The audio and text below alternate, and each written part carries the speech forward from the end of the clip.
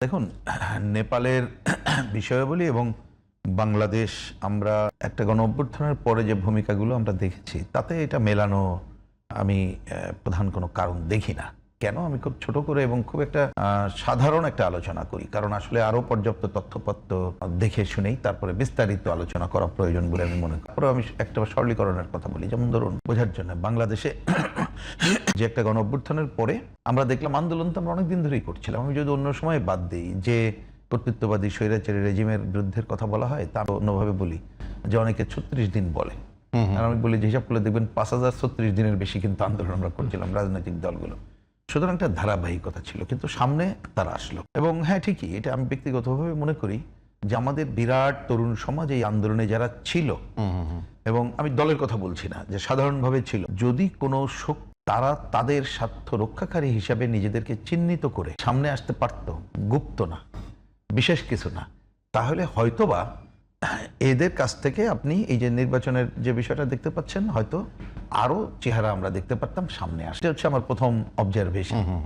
হিসাব করে দেখেন, ঘটনা কিন্তু তা ঘটে নাই বাংলাদেশ। ঘটলো কি, আন্দোলনের পরে দেখা গেল যে বিরাট অংশ যারা সামনের কাতারে ওই সময় ছিল ছাত্রদের মধ্যে, পরে দেখা গেল এরা তো গুপ্ত, এক সময় সরকারি দলে ছিল, পরে এরা অনেক ক্ষেত্রে দক্ষিণপন্থী প্রতিক্রিয়াশীল শক্তির পার্ট।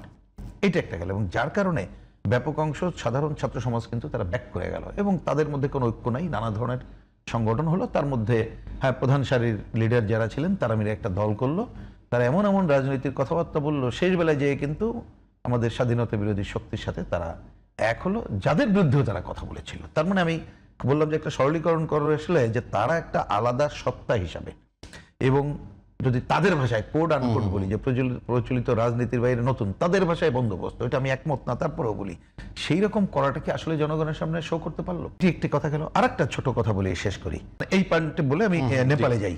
দ্বিতীয়ত হচ্ছে, দেখেন, ঘটনার পর যদি ঘটনাটা এরকম হতো যে অন্য কোনো বিশেষ কাজ না করেই একটা নির্বাচনের মধ্যে চলে যাওয়া হতো, এবং তারা যদি তাদের ঐক্যের ধারা রক্ষা করতে পারত, আমার ধারণা যে ফল এখন দেখতে পাচ্ছি তারা একটা গোষ্ঠীর উপরে ভর করে করেছে, হয়তোবা এর বাইরে একটা আমরা বেশি ভিন্ন একটা চিত্র দেখতে পারতাম।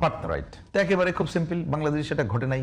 সুতরাং তাদেরও একটা রাজনৈতিক আইডেন্টিটি সামনে চলে আসছে, এবং সেই রাজনৈতিক আইডেন্টিটি আপনি খেয়াল করবেন যে প্রচলিত রাজনীতির বাইরে এমন কিছু, যে বললাম তারা জামাতের সাথে এবং অন্যদের সাথে ঐক্য করে চলে গেছে, তার মানে নতুন কিছু তো তারা দেখাইতে পারে নাই।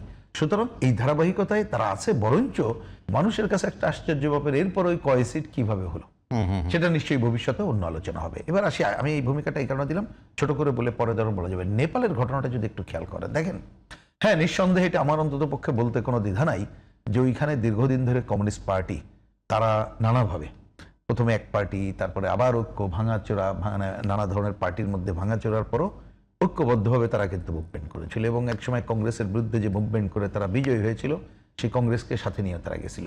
কিন্তু ওই জনগণ নানা কারণে থাকতে পারে, আমি বলেছি হয়তো এর পেছনে অন্যান্য কি কারণ আছে না আছে, বৈদেশিক শক্তি, অন্যান্য বিষয়গুলো আমি সে আলোচনায় যাচ্ছি না, আমি সাধারণভাবে বলছি যে দেখা গেল যে দীর্ঘদিন ধরে তারা কিন্তু জনমনের যে আকাঙ্ক্ষা সেটা পূরণ করতে পারেনি। বিশেষ করে আমি দূর থেকে জানি, অনেকদিন ব্যক্তিগতভাবে নেপালে আমার যাওয়া হয় না।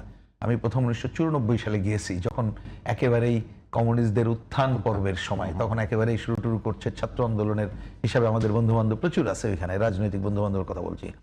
কিন্তু দেখা গেল ওইখানে কর্মসংস্থান এইটা কিন্তু তারা পূরণই করতে পারে নাই। নানা ধরনের সুযোগ সুবিধা দিতে পারে, সেটা পারে নাই। দুর্নীতির জায়গাটা তারা কিন্তু এটা করতে পারেনি। আর বিভিন্ন সময় সরকার তারা তাদের সিস্টেমের কারণে গণতন্ত্রের প্র্যাকটিস হয়তো নানাভাবে করে, অনেক পজিটিভ তাদের দিক ছিল সংবিধান সহ রাজতন্ত্র বাদ দিয়ে, কিন্তু জনমনে আকাঙ্ক্ষা পূরণ করতে পারেনি। সেই জায়গায় অনেক নেতৃত্ব, যাদের বিরাট অংশ তরুণ এবং অন্য, তার আগে এরাই কিন্তু দেখবেন, এখন যিনি সম্ভাব্য সামনের সারির প্রধানমন্ত্রী, তিনি কিন্তু হ্যাঁ আগেই কাঠমান্ডুতে দায়িত্ব পালন করেছেন, মেয়রের দায়িত্ব। তার মানে এই জায়গাটা করেই মানুষের কাছে মনে হচ্ছে যে এরকম একটা কিছু তারা করতে পারে। আর সবচেয়ে যে কাজটা হয়েছে, দেখেন, তারা একটা অভ্যুত্থানের পরপর, এবং অভ্যুত্থানের পরে কিন্তু এখানে এই যেসব রাজনৈতিক দলগুলো ছিল, কমিউনিস্ট পার্টি সহ অন্যরা, এমনকি নেতাদের বিরুদ্ধে কি বলে হামলা করা, অফিস পোড়াই দেওয়া ঘটছে।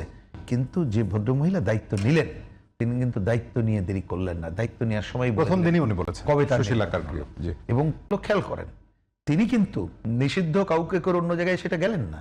তিনি বললেন যে এই অভ্যুত্থানের পরে যারা হত্যাকাণ্ডের সাথে জড়িত তাদেরও তিনি বিচার করবেন, করা কিন্তু শুরু করেছেন। সাথে সাথে যেসব দলকে মানুষ প্রত্যেক মানে গণ অভ্যুত্থানে তাদেরকে বাদ দিয়ে তারা যে কাজটা করলো, তাদেরকে তিনি কিন্তু নিষিদ্ধের লাইনে যান নাই, তিনি বলছেন জনগণ ডিসাইড করবে। তাহলে ওই জায়গাটা রেখে জিনিসটা কিন্তু just হলো। হ্যাঁ, এবং এই রেসটা থাকতে থাকতেই এখানে যারা ছিল তারা তাদের মতো করে একসাথে থাকতে পারলো। Exactly. যদিও এটা পুরনো অংশ, তারা অনেকদিন ধরে রাজনীতিতে আছে, কিছুটা তাদের পরীক্ষাও তারা উত্তীর্ণ, তাহলে সেইটা করার মধ্য দিয়ে জনগণ যতটুকু আকাঙ্ক্ষা তারা করেছিল যে পুরনো যারা ছিল তাদের বাইরে আমি নতুন কিছু দেখি বা নতুনরা দেখি পারে কিনা, সে কিন্তু হেজিটেট করে নাই। যার জন্য আমাদেরও 2-4 জন যে বন্ধু বান্ধব আছে ভোটের আগে তারা এত বিপর্যয় কিন্তু ভাবেও নি। কারণ একটু খেয়াল করবেন যে যে আগের প্রধানমন্ত্রী ছিল যাকে বাদ দিয়ে মানে কি বলে গণঅভ্যুত্থানে যাকে হটাই দেওয়া হলো, কিছুদিন পরে যখন রাজনীতি শুরু করলো তার কিন্তু বিরাট বিরাট জমায়েত হয়েছে। আমরা একটু থতমত খেয়ে গেলাম যে এত বড় জমায়েত করছে, তার মানে গ্রামাঞ্চল বিভিন্ন জায়গায় কিন্তু সাধারণ ভোটাররা তারা যে একটা পরিবর্তনের চিন্তা করেছে সেটা কিন্তু করেছে। আমি এই কথাটা এটুকু বলে একটু শেষ করি। কেউ আমরা বলতে পারি নানা মূল্যায়ন করতে পারি যে বিদেশি ইন্ধন ছিল কিনা, অমুক কিনা তমুক কিনা, কিন্তু আমি যতটুকু ফোনে খবর রাখি আমার মধ্য দিয়ে বা আমাদের পুরনো বন্ধু বান্ধব, আমি নেপালি বন্ধুদের কথা বলছি, যে না ভোটে কারচুপিটা হয় নাই। আমাকে বলেছে এখানকার কমিউনিস্ট পার্টির নেতারা যে কারচুপি হয়নি, ভোটার কম পড়েছে। এইটাই আমি এটা প্রথম দিনের কথা বলছি যখন গোনা চলছে, কিন্তু ওরা ওদের বুঝে নিছে কি কি হচ্ছে, রেজাল্টও দেখলাম তাই। তা বলে যে আমাদের কাছে আসলে এটা মূল্যায়ন করতে হবে, মানুষ